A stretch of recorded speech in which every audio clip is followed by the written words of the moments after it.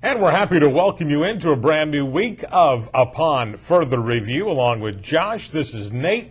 We're at RJ Steakery on South Main. We're at steak and shrimp all month long. Great holiday favorite, and certainly a lot of the folks enjoy coming here for the holidays and the meals at RJ's. Well, the student body of Georgia Southern, they're out of here. They left. So the basketball team needs your support on Tuesday night. Right? The guys are home.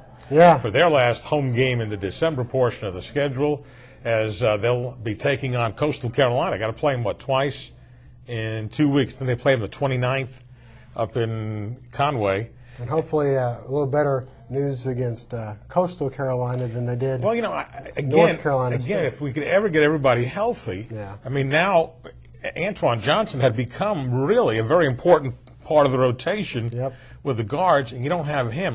He's been hurt since the beginning of the Citadel game. Right.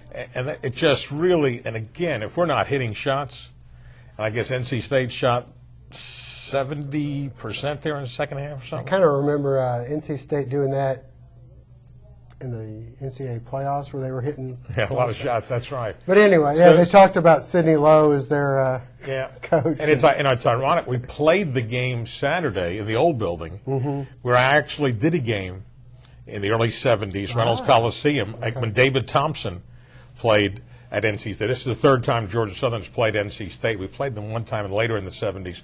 But was David Thompson jumping out of the gym back then? He was. And we played a terrific game. We had some pretty good players. This was like 72, 73. We had Perry Warbington and Richard Wallace went off.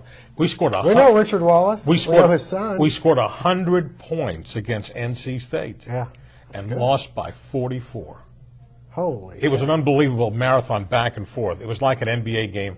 But that, did you have fun calling that one?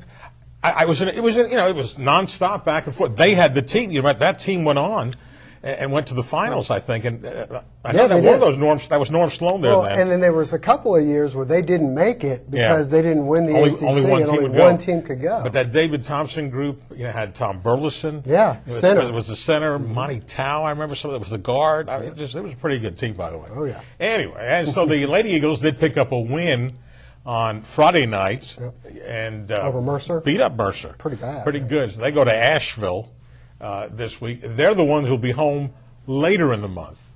So, which is unusual. Like Rusty was saying on our show last week. Between Christmas and New Year's, I think they've got like 2 or 3 games. Yes. So anyway, as our show airs on Monday night, Bullock Academy's in action. Tuesday night, we'll have Statesboro going to Southeast. Coming up later on our show today, we'll have some of the high school highlights from Friday and Saturday. We did have over the weekend the state championship football games. Did you catch any of the? Yeah, a little bit. I mean, I saw that Savannah Christian was leading at halftime, and then I kind of flipped back and forth during the second half. And I guess Wilkinson County scored a late touchdown. Yeah. Wilcox County, rather, scored a late touchdown to make it, a little worse than maybe the game was. The game was a great game, back and forth. Savannah Christian runs the triple option. Yeah. And he's doing it with a lot of underclassmen, except for Chris Barnwell, the running back, who's been hurt a lot too. He's a senior. Their guys have been hurt quite a bit. He's a senior, and he's got to qualify. Steve, everybody's saying, "Well, why don't we look at him?" Well, there's a lot of big schools looking at him. Of the players that played over the weekend, the quarterback from Wilcox County, Nick Marshall. Chuck it, Kenny. Oh my goodness! 70 yards in the air. Did he not look like a much taller version of Armani Edwards? Yeah, yeah. I mean, they're in the shotgun. They got them spread out all over the place. And a lot of times Savannah Christian actually had decent coverage, but he's heaving the ball 50, 60 yards in the air, and they got a couple of big play receivers. And really, I thought Donald Chumley, the coach of Savannah Christian, his game plan was we got to control the clock. And they did that. They did that, and they went for it on fourth down several times. I think Wilcox County doesn't believe in kicking, and neither does Savannah Christian much either. And so it came down to an exciting game all the way in Wilcox County. For them, that was their first state championship. There was a couple of firsts, I guess. Sandy Creek beating Clark Central. They were a fairly new school. Sandy Creek gets their first championship. The coach probably first and not last. No. The coach from Gainesville now, I don't know if you saw the Peach County. Peach County, yeah. He went for 2 instead of kicking the extra point, because there are no overtimes And he did not want to be a tie co-champion and stuff, and so they went for 2 and didn't make it. And Peach County, won that championship. Buford beat Calhoun. I think Camden County just wreaked havoc. Well, Camden County jumped on north side, returned the opening kickoff, and then returned to punt. They hadn't run a play from scrimmage, and they were up 14-0, I think, and went on and just demolished them. And you certainly have to give. That wasn't a first.